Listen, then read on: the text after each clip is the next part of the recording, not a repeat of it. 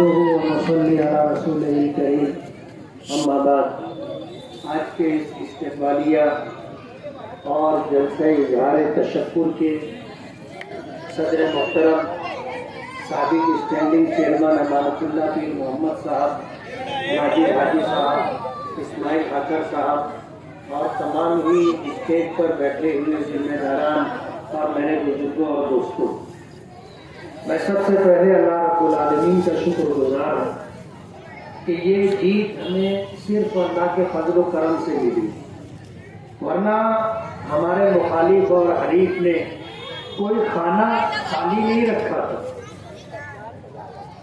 اور تمام فرقہ پرست طاقتیں اس کی مدد کے لیے مالیگاؤں آ چکی۔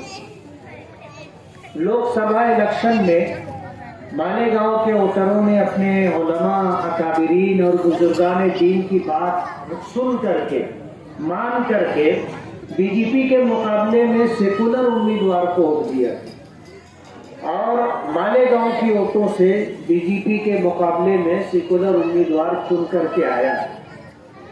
بی جے پی پارٹی نے سروے کیا اور سروے کے بعد انہوں نے مالیگاؤں میں اس بات کو محسوس کیا کہ مفتی اسماعیل کی وجہ سے ہماری ہار ہوئی ہے اور مالیگاؤں کی متحدہ ووٹ 2 لاکھ ووٹیں سیکولر امیدوار کو ملی، تو آنے والے اسمبلی الیکشن میں ان کو ہرانا ہے اور اس کے لیے ہزاروں جتن کیے گئے۔ بی جے پی کی ٹیم یہاں آئی اور انہوں نے اپنا بلو پرنٹ دیا تھا کہ تم کو الیکشن کیسے لڑنا ہے اور فنڈنگ بھی کی تھی۔ یہ سب کچھ ہونے کے بعد انہیں اپنی جیت کا 100% یقین تھا اور آپ نے دیکھا ہوگا کہ ووٹنگ ہو جانے کے بعد انہوں نے جشن منانا شروع کر دیا تھا، لیکن کہتے ہیں نا جسے اللہ رکھے اسے کون چکھے۔ اللہ نے اپنا کرم فرمایا اور اللہ کو بھول کر کے جو اپنی جیت کا دعویٰ کر رہے تھے، اللہ نے انہیں اتنے کم ووٹوں سے شکست دی اور ہار کا مزہ چکھایا کہ زندگی بھر نہیں بھولے۔ تو کسی شاعر نے کہا ہے نا، قسمت کی خوبی دیکھیے ٹوٹی کہاں کمر، 2-4 ہاتھ جب کے لبے بام رہ گئے۔ رسی باندھ کر کے اوپر چڑھ رہے تھے چھت پر جانے کے لیے، جب چھت کے قریب پہنچے تو رسی ٹوٹ گئی اور نیچے آ گئے۔ 162 ووٹ جیتنے والے کے لیے ظاہر بات ہے بہت بڑا کردار ادا کرنے والا عدد ہے، لیکن ہارنے والے کے لیے بھی بہت تکلیف دہ۔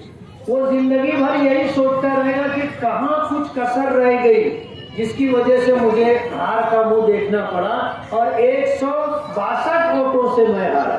پچھلا 5 سال یہ اس ادھیڑ بن میں تھا کہ میں 38,000 ووٹ سے کیسے ہارا، اور اب یہ بیچارہ زندگی بھر پریشان رہے گا کہ میں 162 ووٹ سے ہار گیا۔ اور ہم تو یہ کہتے ہیں کہ تم نے 3 لاکھ ووٹوں کا پیسہ بانٹا، ایسا تمہارا دعویٰ ہے۔ جن کو آپ نے پیسے بانٹنے کے لیے دیے تھے تھوڑا ان کا بھی محاسبہ کرو۔ کسی نے فارم ہاؤس خرید لیا، آپ نے بانٹنے کے لیے پیسہ دیا تھا، اس نے فارم ہاؤس خرید لیا۔ کسی نے جو ہے پلاٹ خرید دیا، اور کوئی قرضدار تھا تو اس نے اپنا قرضہ ادا کر دیا۔ کسی نے 4 ویلر خرید لی، نئی 2 ویلر نکال لی۔ تھوڑا سا ادھر بھی دیکھو۔ اور ہم تو ایسا بولتے ہیں کہ اتنا آپ نے خرچہ کیا، 10-20 لاکھ روپیہ اور خرچہ کرتے تو ہم گھر بیٹھ جاتے۔ قدرت کو بھول کر کے کبھی بات نہیں کرنا چاہیے۔ غرور اور تکبر کا سر ہمیشہ نیچے ہوتا ہے۔ بہت بڑی بڑی بات کرتے تھے، اللہ نے مٹی چٹا دی ہے اور ان کو سمجھ میں آ گیا کہ قدرت کو بھول کر کے اگر کوئی دعویٰ کیا جاتا ہے تو قدرت اپنا فیصلہ دے دیتی۔ اللہ کا بہت بڑا کرم ہے۔ اللہ کی شکر گزاری کے بعد میں اہلیان شہر کا اور خاص طور پر اپنے تمام معاونین کا، ہمدردوں کا، خیرخواہوں کا اور تمام محتروں کا دل کی گہرائیوں سے شکریہ ادا کرتا ہوں۔ آج اس وقت عبداللہ نگر میں اسماعیل ہاکر ہے اور اسی طرح جو ہے تمام گروپ کے لوگوں نے جو یہ پروگرام منعقد کیا، میں سبھی لوگوں کا دل کی گہرائیوں سے شکر گزار ہوں۔ مجھے ایک استقبالیہ پروگرام میں اور بھی جانا ہے، وہاں پر شدت سے انتظار ہو رہا ہے، اس لیے شکر گزاری کے ساتھ میں آپ سے اجازت چاہوں گا۔ اللہ آپ لوگوں کو ہمیشہ خوش رکھے۔ بہت بہت شکریہ۔